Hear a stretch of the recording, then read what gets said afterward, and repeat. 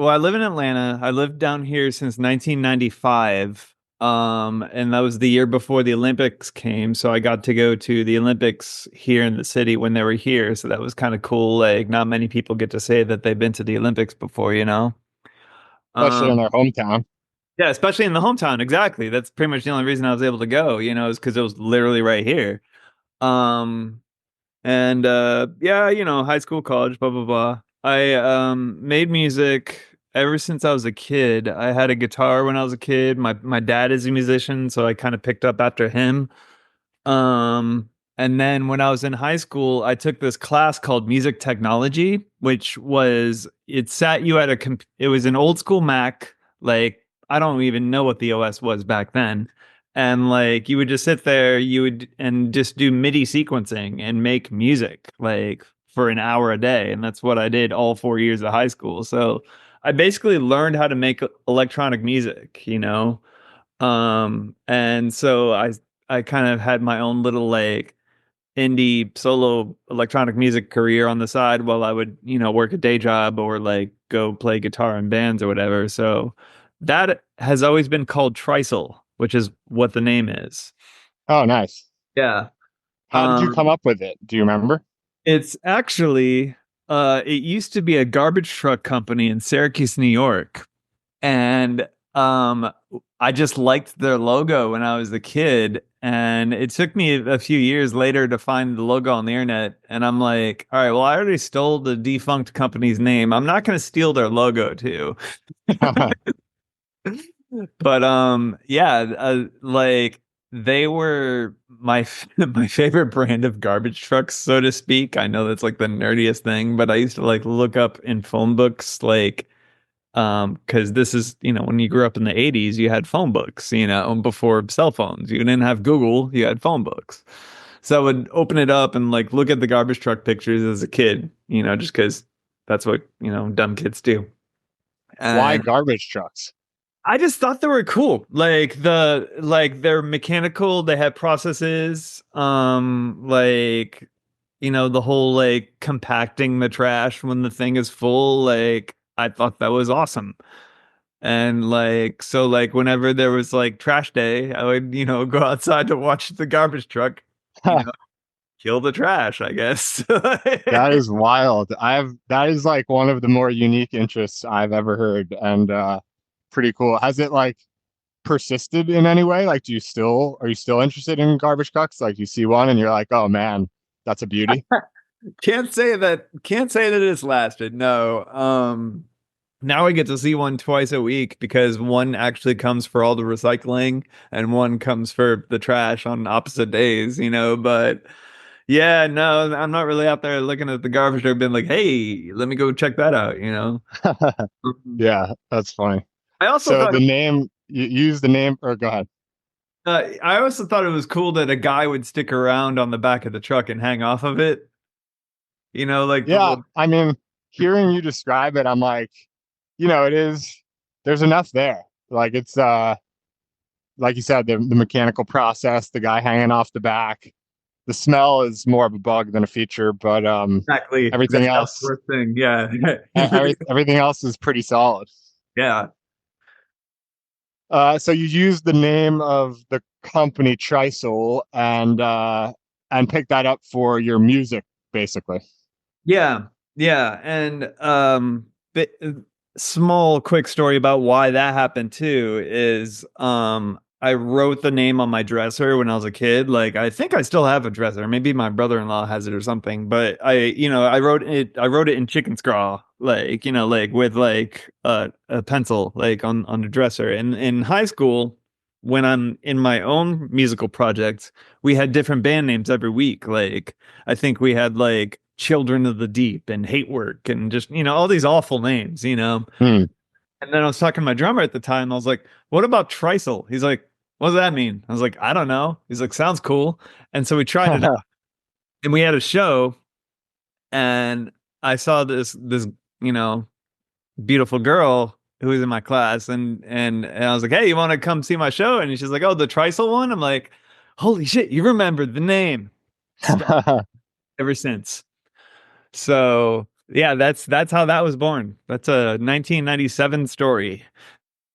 That's great. And so music throughout high school, Yeah. um, on the side thereafter, you still doing music or not Yeah, I really? am. I am. I'm in music so much. I actually help run a record label with another electronic musician named Amon Tobin.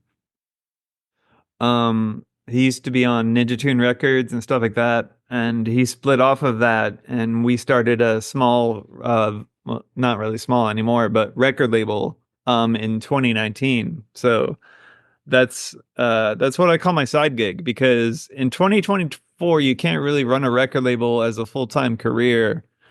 Um, just people don't really buy music like that anymore. But yeah, so we press music on vinyl, do the whole Bandcamp, Spotify, all whole nine yards of that. So I have my hands in the performing and composing part of the music industry with my own music, and then the releasing part of the industry with working at the label. So kind of get to work on both sides of the scene with that. With the label and the difficulty to do it as like a full-time thing these days, like was it, I think you said it was just 2019 that you started it. Was it different back then? Like it seems like it would be hard to do today, but also as a full-time thing, but also would have been hard to do back then. So was it like always a part-time thing? Like, is it something that you wanted to be full-time, or it's just you like it sort of the way that it is? I would love if it was full time for sure. It's just that like when you're selling music or in the business of selling music, it's kind of really hard sells to be like, hey, buy this record.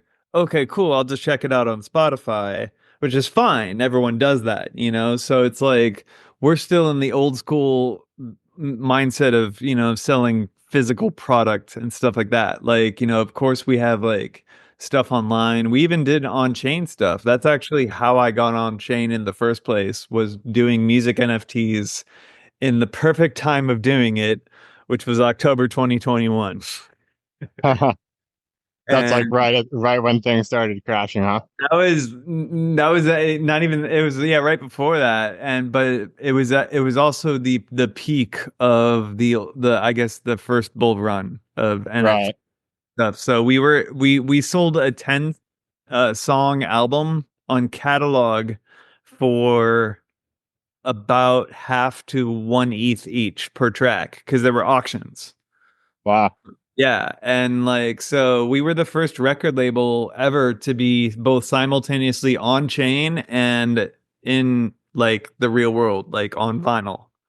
Like Interesting. yeah, so that was a lot of fun. Are you Um still doing on-chain experiments, or most if and when like a bull yeah, run comes? Yeah.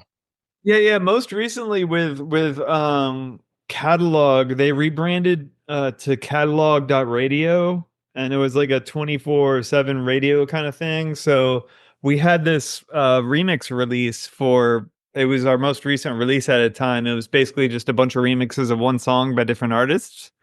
And so we just put a few of those remixes up as like a little teaser as NFTs, and but it was also in the 24/7 radio thing, and we had this like special block of time where they played all our songs together and we were there in the chat and stuff like that. So that was really fun. um and then Catalog yet again rebranded to something else we don't really know yet, but we're not really sure if it's NFT or not. You know the way things are in this industry. Things are here one day, then they're gone the next. Yeah. A lot of pivoting. Sort of ironic in the whole thing with blockchain is like it's, permanent and can't be changed. And yet, it makes sense that the companies and the products in an effort to find what works have to change pretty rapidly, and are not permanent. So, um, and is that how you first got into Farcaster as well, like through doing stuff on chain with the music? Um, Probably like because the music on chain stuff happened in 2021, and then I was also in a couple of like DAOs at the time. Like I don't know if you've ever heard of Friends with Benefits. Right. So you Uh, were into crypto independently of the music, doing music on chain. You were into crypto in some other capacities as well. no, it got me into it. It definitely Oh, got me. okay. Yeah, it was like as soon as I saw that I could sell a song for thousands of dollars, I'm like, I'm in. Say no more. Yeah, exactly. So, and this is way before L2s ever existed. I mean, like, I think Optimism was probably starting up because, like, soon enough, like, um, things started happening. But, like, I remember getting the Tristle.eth name mid 2021, like, um, and then later that year, the airdrop happened for ENS. I was like, whoa, money out of the sky. God. And yeah, so that was actually really cool as well. Is like that was my first airdrop experience, and then the Optimism airdrop came after that, and then by that time I was a true NFT degen, buying and selling NFTs. So I got the Blur airdrop, and then I don't know. I'm not trying to say this to sound like I was an airdrop farmer, but I was in the right place at the right time for quite a few significant airdrops, including the DGen one, which we're not going to talk about how much my initial airdrop was because it would have been life-changing money had I held on to it, which of course I didn't. So you basically you got it. I actually thought you were going to say the opposite, that you held it and then it's down quite a Hmm. bit, but you got it and then you sold it and then it went up a ton and you wish you had held it. Yeah, exactly. Many such cases. Yeah. I don't even remember do you remember what the original like airdrop was based on? Was it just like Farcaster activity to date or something like that? It was, yeah, yeah. So I joined Farcaster in October 2022. Um, and by that time, I'd spent a year in Web3. I was, pretty heavy into crypto. Like, coins had my attention just by, again, being at the right place, right time. And this is before Farcaster had channels. It was before Farcaster had frames. It was just a smaller, more community centric, like less toxic version of crypto Twitter. It's like a With Twitter client without all the racism. Like, with a um, slightly worse UX. right, right, yeah, yeah, yeah.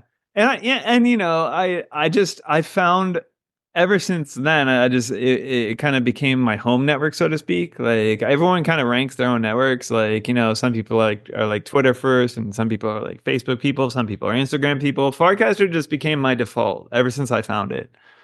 And like Do you have any sense as to why that was or why that is? I think it was because I used to be so heavy into Twitter. Like it kind of replaced Twitter as my number one. And like I said, like, Twitter lately is pretty, toxic and racist and, just hey, you can just open up the thing and just see some form of rage bait that makes you mad. Like the algorithm, I'm pretty darn sure is tweaked to make you do that too.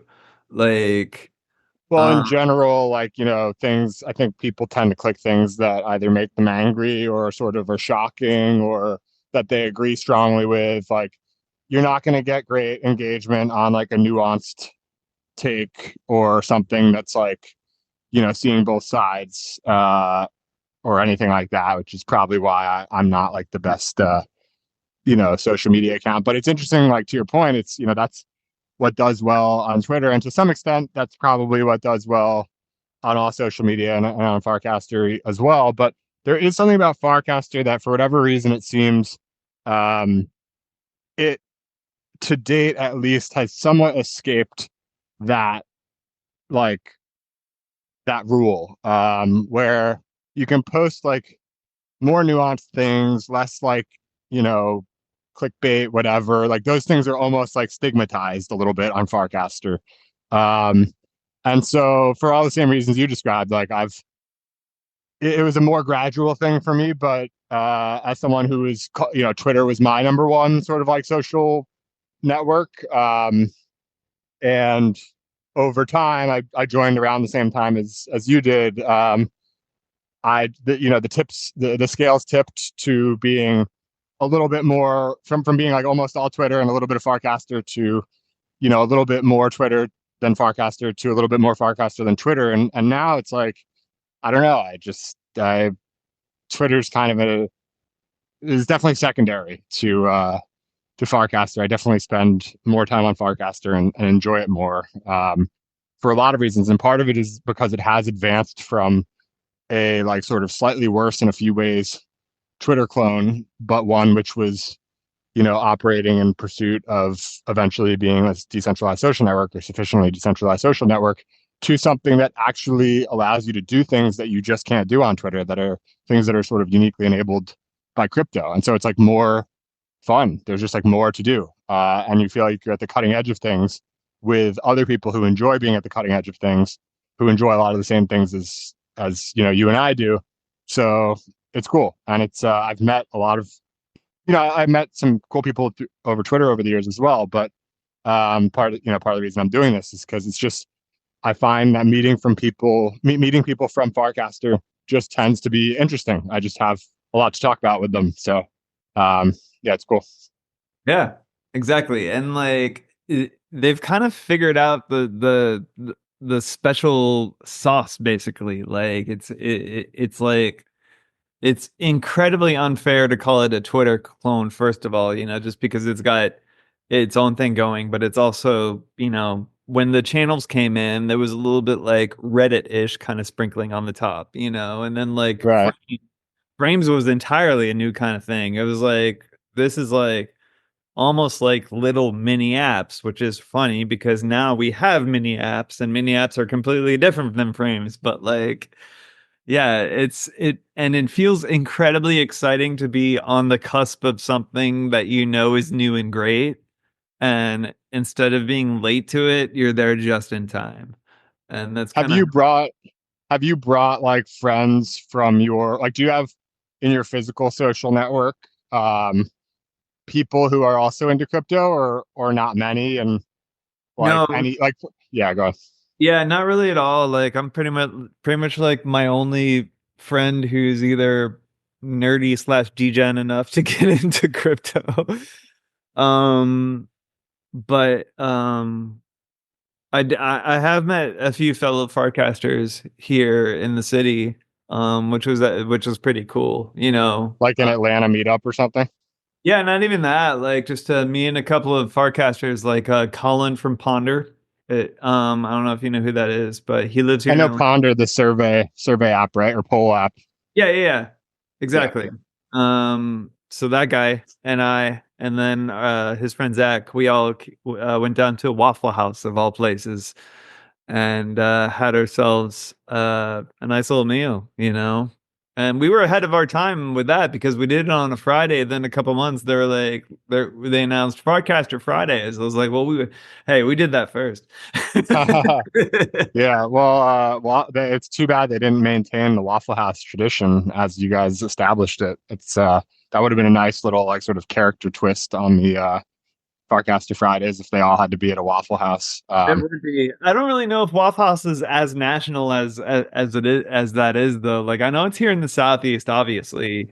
I assume there's some out west and up north, but yeah, be kind Yeah, of it's definitely not that international to your point. Otherwise, if it was like roughly as international as it is national, I would have said, if you don't have a Warpcast, I mean, if you don't have a Waffle House near you, you have to you're just gonna have to travel a bit to find the closest one. But that's not really that reasonable for people in other countries. I don't think Waffle House has like I think it's just US. And to your point, not all of the US. I mean, well, Um, it's got 24-hour diners as substitutes. yeah, exactly. You just got to find somewhere that's open and never closes, and you're good to go. So what else outside of the record label and music and these crypto wanderings? How else do you spend your days? Um, well, my career was a SharePoint developer for the CDC of all places. And I worked there over the pandemic, and that was pretty crazy. Um, and You worked with this for or with the CDC during the pandemic.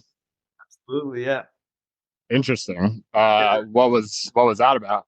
Um, well, first of all, I didn't really do any of the cool disease stuff. I didn't do any epidemiology, any of that stuff. I was just merely a SharePoint developer slash tech support IT guy. Right. That was my role. I did we were actually one of the first people to use Microsoft Teams because government IT structures are always like so far back in their technology compared to what's latest and greatest in of the day, Right. and they were still using Skype for business like as late as 2020. And like when the pandemic hit, they're like, okay, we're all going to be remote. We need to figure out a good way to do the giant meetings, and then like Zoom had caps and blah blah blah. So, I was on the pilot program for getting Microsoft Teams and training people on how to do that, like right in March and April of 2020, when um the shit was hitting the fan, so to speak. Those early pandemic days that felt like weeks. Right. Was there anything going on like organizationally? Or it's just like such a big organization that you can't really even like your day to day doesn't change that much, even though the organization is deal like suddenly at the forefront dealing with COVID. Yeah, it was. I mean, it was definitely an all hands on deck kind of thing. And it was kind of frustrating dealing with the administration who was in charge at the time because they were trying to say different things than the CDC itself wanted to say, and whatever the president said goes. So it was tough. Like there was and I had nothing to do with any of that just because I was a lowly developer, I wasn't in charge of communications and stuff. It was just kind of, but you would see like people on Facebook talk trash about the CDC, be like, "Oh, why aren't we allowed to wear masks?" Like really early in the pandemic, the CDC actually didn't recommend you wear masks, like for some reason. And then obviously that guidance changed, but like it was just really kind of weird knowing that I would work there and then seeing that kind of like, vitriol against the organization on the timeline and stuff like that. Right. Yeah, I don't think too many people had like too many strong feelings towards the CDC probably until the pandemic. I'm sure some people did for Yeah. various reasons, but that certainly put it on people's radars. And have you always been a developer, always been technical, working not for the CDC necessarily, but various roles similar to that, and doing music on the side, or Yeah, were there other exactly. stops along the way? That's pretty much what it's been like since 2014. Is the developer would be the day job and the one that pays the bills, and then music is the, kind of side gig, side, you know, income and stuff like that. What's like the upside in crypto is not to like make it so black and white, but one good scenario in crypto is like you said, you sort of find yourself in the right place at the right time, doing the right things, and you get like this massive airdrop or something like that. In the music business with a record label, like what would be like the dream? Like what's is there a feasible thing that could happen that like would be amazing? Or is it just kind of like it is what it is, you know what it is, and you like the day to day of it, so you're just gonna continue doing it like sort of for that reason and that's enough? Or is Yeah, there no, like a big break that you could get with like some great artist or something? we definitely could. We actually signed our first other musician to the record label. Like we released him today. Actually, he's a guy from England who records under the name of Fury, Furii, and he's also in a band called Cardiacs, who are legendary and they've been around since the '80s. So it's a real honor to get somebody involved in that world and in our little thing. But as far as our label goes, and what would make us all smile is if we could get better distribution and more shops, because we're a small indie kind of thing. So it's like distribution is always the hardest thing for us to do. Like we have a warehouse here in Georgia, we have a place out in the UK. And so like it's not so bad with customers in America and England or whatever, but like if you're in Australia, you're going to be paying an arm and a leg, and that to me is like completely not that fair for a record that essentially has the same base cost. So global fulfillment remains a challenge. Um, and then of course there's the whole Spotify streaming algorithm thing and getting more plays and how do you get plays with a band that nobody's ever heard of before? And like so that's always been kind of a battle to fight as well. And it looks pretty interesting when, we were selling music NFTs for exorbitant amounts of money during the bull run, for sure. But I'm not really sure if completely on-chain music is ready yet. Like we've had a few experiments, but like, um, yeah, I don't really know if on-chain is the right solution, especially because this is like a real world kind of situation with like literally physical products. Like in a way, the word phygital, like where it's like the, digital and physical or whatever. This is my first time hearing it, but go ahead.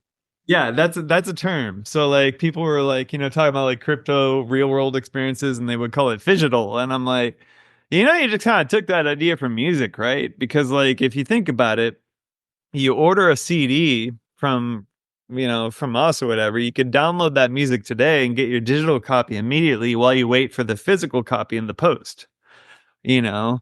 And so we kind of cater to both sides of the realm with that. But the actual old school post and shipping is remains to be the thorns in our side, basically with that. Um, but we have been talking to new distributors and getting that, sorted. So hopefully that this story will change in a couple months. I don't know. We'll see. And what else, like, what could unlock, like, at the end of the day, there's like usually, you can just sort of like pay for something if you have the money to do so. So what would, besides, you had the surge of on-chain revenue stream in 2021, maybe there's a sustainable revenue stream there. Maybe it's not as extreme as it was, but maybe it is something that is sustainable at like a lower level or something, or there's different experiments that could be run. But like, what's the general revenue breakdown for you guys? Like, is it the Spotify royalties? Is it actual selling of physical records? Like, how does that stuff like break down? Um, It's actually mostly Bandcamp downloads, and we have a subscription service set up on there already. So we have like $5 a month. You get everything that's on the record label, and that is kind of like the lion's share of that pie chart. Right. Um, and then Bandcamp is always, I don't even know if you know what it is, but it's like an iTunes like competitor that's much more indie, basically. I've heard of it, but I haven't used it myself. Yeah, you basically can just go hook up your PayPal or credit card and buy downloads of songs. Or you could buy CDs or t-shirts or vinyl. Those are all Why hooked. do people why do people do the digital version for that? Like, I get it if you're gonna, pay a monthly subscription and you get these records or something like that, but why do people pay a subscription for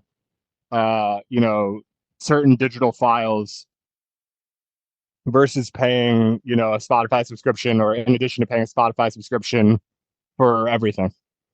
Yeah, that's actually exactly why we set it up was so you don't have to pay Spotify for it. And we also have stuff that's mostly exclusive to just that. So the Oh, only I see. yeah, the only way to hear these songs is to get our subscription because they specifically are not on Spotify and stuff like that. What's Uh, the artist's incentive to do that? Like, because it's limiting their distribution to some degree, but the margins, like, they can get paid better, so they're willing to limit it to Bandcamp or something. I think it's a little bit of that. Plus, it also is just more of not being beholden to traditional release cycles, which we still do. Like for example, we put out a single today everywhere. but like being able to just drop a track, like, like here's our, club exclusive song. Let's put it out Tuesday, and just being able to do that like on the fly, it is kind of cool. It also gives a place for those songs that really kind of wouldn't fit on other records. Like it gives them a place to exist. And um Amon's been making music probably obviously longer than I have, but like his first release was like 1997. And so he has a lot of fans all around the world who've loved him for a while. So he kind of gets to be able to do this in a legacy manner. Whereas me, some guy you've never heard of, like I don't even release on a record label. Like I just work for it. But like if I was to do something similar, it would not have anywhere to near the success that he could get just by doing it. It's almost like This is your partner that you're talking about, or yeah, this is the artist on my record label. Yeah, yeah, yeah, okay, okay, okay, yeah, yeah. like the Like lead artist. yeah, yeah, the lead artist exactly. Like he's been doing this since 1997, Got and it. like so he was on this big record label called Ninja Tune Records. He's played at Coachella before. Like he did the soundtrack for Splinter Cell Chaos Theory. Like Hmm. yeah, like he's kind of a big deal, No, but but like so that's why he could do this monthly subscription service and have enough of a market to be like, wow, I want that. So Got that it. makes sense. And like it's like Patreon. It's almost exactly like a Patreon except it's hosted inside Bandcamp. Have you played around with like Hypersub at all from like the Farcaster world? A little bit. The way I understand it is it's basically like an on-chain subscription. Like, it's a monthly fee for, X amount of ETH, and then you can give people gated content, basically.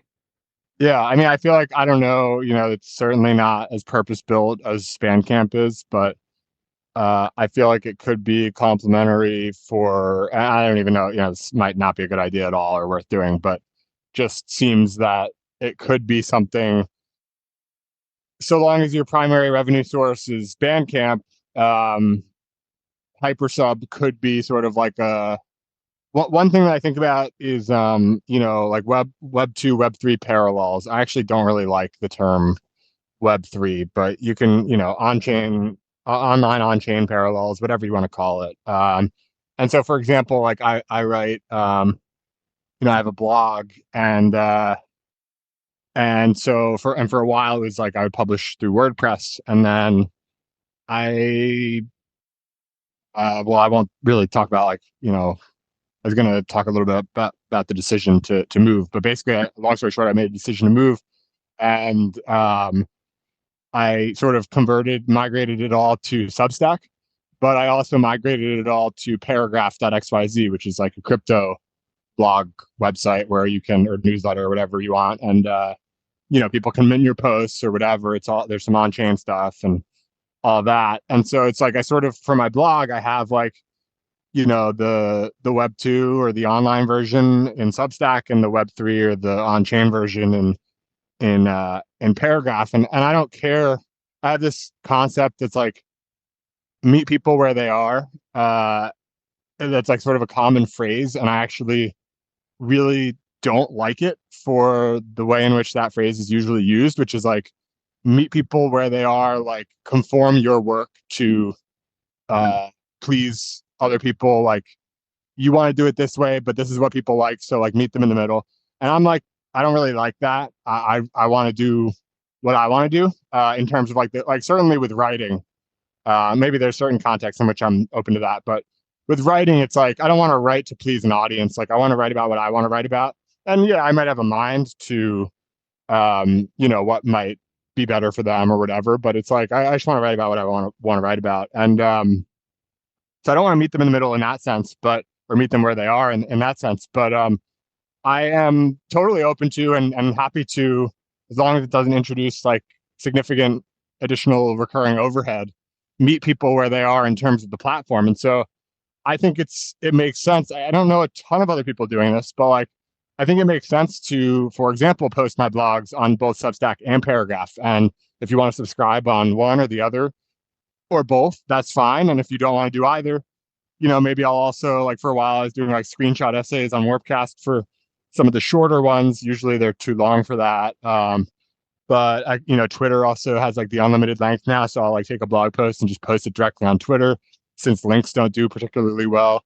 And so, like, I don't really care about the platform. I just want to, like, if I have a thing that I can share on the internet, I'd like to share in a few different places, as long as it's easy for me. And I don't really see a reason or a need to just choose one. And so, working off of that analogy a little bit, I feel like Hypersub could be additive in parallel to, as sort of an on-chain analog for what you're doing with Bandcamp, and it won't be as purpose-built, and maybe there will be some overhead because it's not as purpose-built. But I feel like it's probably not too big of a reach, and especially because, like, you're doing well on Warpcast and building an audience, and especially like if the network continues to grow and you're sort of like this first record label potentially, or maybe there's others, I don't really know, but I mean, I think like Coop Records he's obviously at the forefront of doing music stuff on chain, and I know it's Coop Records, so like and I think maybe they have a Hypersub, I'm not 100% sure, so maybe not the first, but definitely one of the first like record labels to have a Hypersub. Seems like it could just be, to the extent that you're interested in continuing to run on-chain experiments. I don't even know, honestly. I don't Hypersub or subscribe to anything on Hypersub. I haven't used it myself. I know it's one of the more popular things related to Farcaster, and that people generally like it. And I saw some stat within the last couple of months. I think that like people with Hypersub have made like over $1 million so far. Like they recently crossed that milestone, which is, it's a lot of money. That is not like a speculative form of money, but that's like patronage basically, or paying for some subscription. So anyway, I feel like it could be an interesting experiment for you, but I don't know how any of that sounds. Yeah, I mean, it is definitely something like we could look into checking out. And like right now, all of our eggs are in the Bandcamp basket, but we have been thinking about, doing Patreon-ish kind of things elsewhere. And, pretty much the hardest thing with us, with a lot of music people, is you actually kind of alluded earlier, is meeting people where they are. And most of our fans aren't on chain yet, so it's like it there's plenty of fans of ours that are, which is great, and they could definitely pay with crypto if we ever had that solution set up. But for the most part, if we did that and be like, oh, we have a crypto subscription now, we would probably get a little bit of pushback, be like, what the hell, I hate crypto. Like, obviously we won't get the pushback that we got, like, 3 or 4 years ago, when there was like, people just canceling you for making an NFT.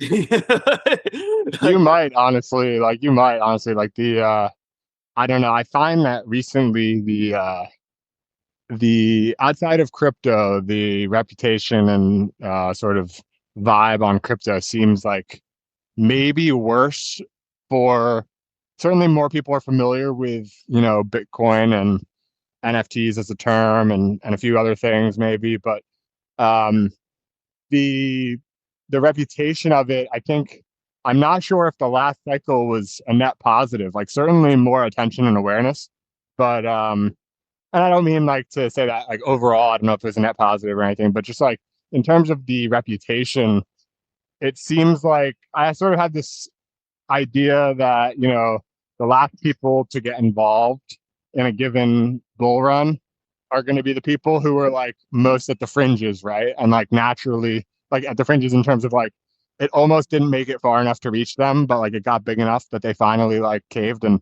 got involved. And like it's those very people who barely got in the first place who got burned the most, because they would have gotten in like at the top. And then so they just like hate crypto now. And before they were like, they never really touched it, and they were like maybe generally against or skeptical, but open-minded enough that they eventually got converted. And then it's like now they just like lost a bunch of money in it, and like hope, on whatever coins or tokens or NFTs.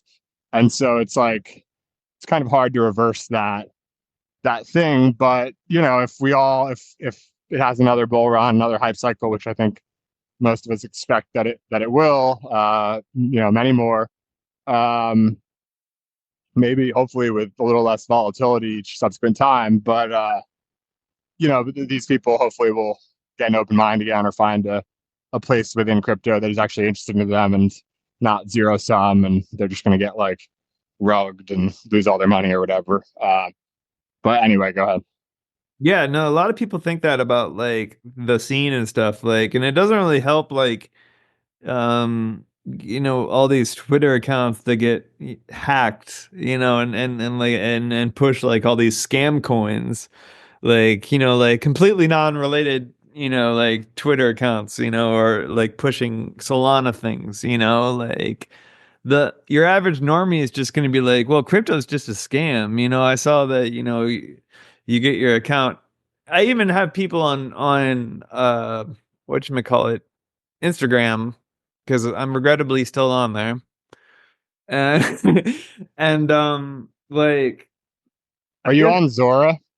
I am absolutely that. What's so funny is like Zora is like my Instagram replacement, and Farcaster is my Twitter replacement. So I could technically kind of go without all the old school ones and just have my little social world completely on chain. Yeah, that's the reason I ask is because I haven't been on Instagram for at least a few years, but um, I described it worked similarly for me between Warpcast or between Twitter and Warpcast, and then Zora. I think is very clearly the easy transition for people who like Instagram, who are maybe tired of Instagram or want something better or want to try something on chain. It's great. Like my brother loves Instagram.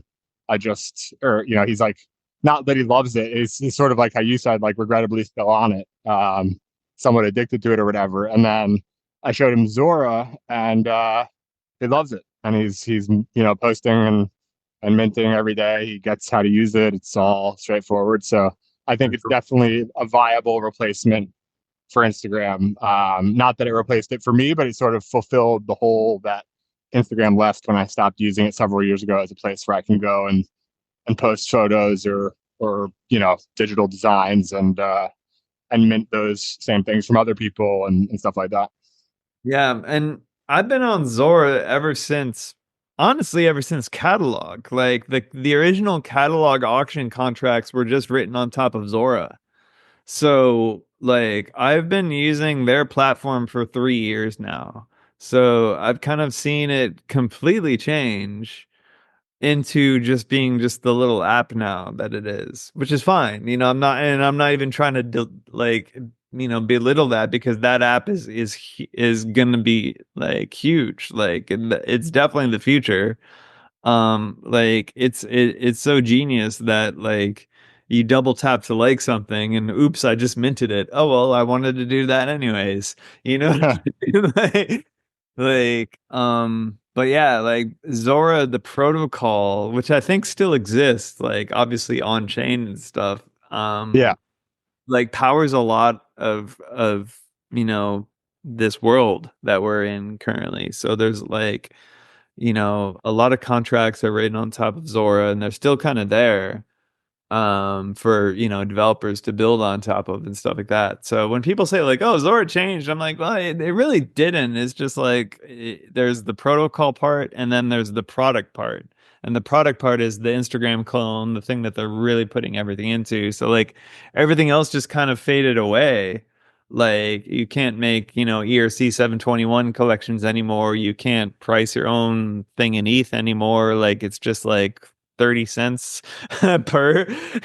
And a lot of artists on Farcaster are kind of upset about that, and I suppose rightly so, because it's really hard to get 200 mints, or actually you have to get like 1,000 mints now for it to become a coin on Zora. But like um I just think they're trying something new, and still kind of changing it as they go. Yeah, I think it's similar to, what you were describing, like your early experiences doing things on chain with music where you're selling tracks for half an ETH or a full ETH. And like those, these early exciting experiments like can maybe get that, arguably irrational exuberance, which reflects itself in the price. But and Zora certainly experienced and benefited from a lot of that. And then I think when, the dust settles and we enter, a bear period or whatever, and prices are down for a couple of years and activity's down or whatever, um, you got to think like, well, what is actually going to be applicable or not applicable, but appealing to a larger number of people? And similar to like, Farcasters trying to solve decentralized social media, and they looked at Twitter as a decent starting point. Um, and like you said, now there's all sorts of things that are totally new and different from Twitter, frames and mini apps, and the fact that you can pay people through their profiles. And I use Bounty Capture to get people to do, tasks for me for a small payment, which is pretty sweet and certainly not easy to do on Twitter. I've never done it on Twitter. I've done it tens of times on Farcaster. And I think similarly, Zora has, with their latest iteration, is saying, let's use Instagram as a starting point. And I would be pretty surprised if, a year from now, 2 years from now, if this iteration sticks and they continue to build on this sort of foundation, it's not similar to Farcaster, not literally, but in the sense that there are new things introduced which are possible because of crypto, which were not possible on or are not possible on Instagram. So I think it's it's you don't need to reinvent the wheel. There are certain social apps that have worked extremely well, and you can sort of bring them on chain, and then after you do that, and after you sort of copy them, for lack of a better, it's not a complete copy, but it's at least like heavily influenced by them.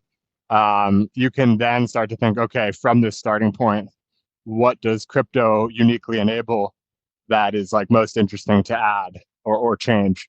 And it seems like a reasonable way to go about things. At the very least, Warpcast, previously Farcaster, and Zora are the only two crypto apps. Well, Zora is still, it's only been like a month or two, but Warpcast over a couple of years, certainly the only crypto app that I've used, like mobile app that I've used on average multiple times daily over a couple of years. Besides, maybe like a Besides your wallet, wallet. but Yeah. yeah, like even those, like I'm definitely opening the Warpcast app more frequently than all of my wallets on my phone combined. Because like that, I know the wallets are trying to do things where they're more interesting to do things within them. Like you could use it as a primary browser, for example. I personally don't, but there's certain things you could do in them, but mostly what you do is like check the prices or swap. And I'm certainly not trying to swap every day, and I would prefer not to be checking prices every day. I do check prices every day pretty much, but I don't do that in my wallet. I'll just do that with the Coinbase app. So anyway, are there any like other, you've mentioned um, what's the name? I'm just blanking on it right now. The music crypto app that you've been using for a couple of years.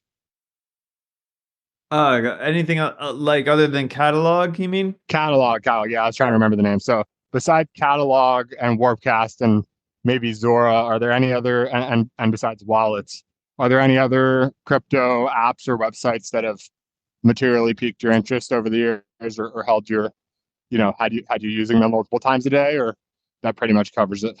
Yeah, no, I and like I love catalog a lot, but I definitely wasn't using it all the time. Like it was what we first came up on in 2021. And then but it was just like a storefront for music NFTs, and I it was kind of like I wouldn't really go to that website to go listen to the songs, and that might have been part of like why they kind of like rebranded into something else, because I think that I wasn't alone in that idea. Right. Um, and like And music NFTs are kind of weird anyways, because it's like, here, what are you gonna do? Listen to this song that's in my wallet. How do I hit play on it? Um, but it's funny because there's a guy who works at Zora now who used to work at the Hype Machine. His name is Anthony. His name is Fascinated on Farcaster. And he built this app called Future Tape. And what that does is that scans all the Web3 music things in its own little feed with giant play buttons that you could just listen to on the go in a mobile app. Huh. So, yeah, it was just a music NFT only kind of thing. So anything from sound.xyz to catalog to a few other ones on I think like maybe other chains. Like I think there's the Nina protocol. Um I don't know what chain that's on, but I recall it not being ETH, so therefore I ignored it. And then, um but so that was definitely one of the interesting ones back in the day. And then more recently, there's an app called Dracula, which is like a TikTok clone. So Right. you have your Instagram with Zora, you have your TikTok with Dracula, and they're both on top of the Farcaster protocol in a way because I know at least with Zora you could follow all your Farcaster people with one click, which is how it should be. That's like the best thing we got going for us is our portable graph. Um, I don't know if Dracula works the same way. I think it does. But it's been a long time since like I onboarded to that app, so I don't know what the new user experience is because I'm already a user, you know? Right. Uh, and for a while, I wanted to actually make a Farcaster client that was very image centric, basically like a cross between Instagram and TikTok. Like, basically what you would expect. You would have full screen videos, swipe up to see the next one, yada yada. And then the same thing with images.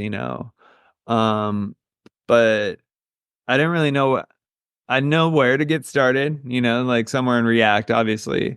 But at the same time, I'm just like, this is really kind of a big workload for something that, like, if I don't do it right, it will not be worth not doing. And the way I see it in my head is completely perfect compared to what I would be able to build. You know what I'm saying? Like, so I kind of Yeah. talked Totally myself do it. down from that idea. That's fair. Yeah. I mean, do you have the technical skills that would be required to build something like this, or would it be That's a pretty steep yeah. learning curve? It wouldn't be that steep of a learning curve because I'm a nerd. But at the same time, it would be a steep learning curve because you're correct. I never have done anything like that. Like, yes, I'm a developer, but I'm a developer on the wrong set of tools. Like the most I know is like, front end web design and back end databases and stuff like that, which is half the battle. Like if I get to like, pulling up like Claude.ai and using, like, or, Copilot or something, like, I could be able to probably figure something out quickly. Um, but yeah, and it's also a problem of getting started, and I never really started it. So time just kind of passed and that idea kind of went away. Got it. Well, I know we're coming up on like an hour. I have to figure out what I want to do with these things because it's I've been scheduling them for half an hour and they've been without fail going materially over to the tune of like double time. So maybe I'll just schedule an hour. I don't know, but in sort of the in terms of like wrapping things up a little bit, anything else that we didn't cover that you think would be, cool to mention, or things that you're thinking about a lot lately that if people are tuning in from Farcaster, um, you'd like to mention, or think we pretty much covered some ground and should wrap things up where they are. I definitely want to give advice to new Farcaster users because like it's definitely so different than when it was when I joined 2 years ago. And it's the same advice I would give anyone else is just be yourself and everything else will fall into place and just kind of reply a lot and show up to conversations, but don't be annoying. Don't reply too obviously. But like there's definitely a middle ground there. But yeah, like that is my advice for someone who is to join tomorrow, would just be for them Nice. to be themselves and everything else will fall into place. Nice. I think that is good advice outside of the confines of Farcaster as well. So anyway, it's been great chatting, and look forward to keeping in touch. See you on the feed. And yeah, thanks for doing this. Yeah, man. Thank you for having me. All right. Have a good one. You Bye too. bye. Bye.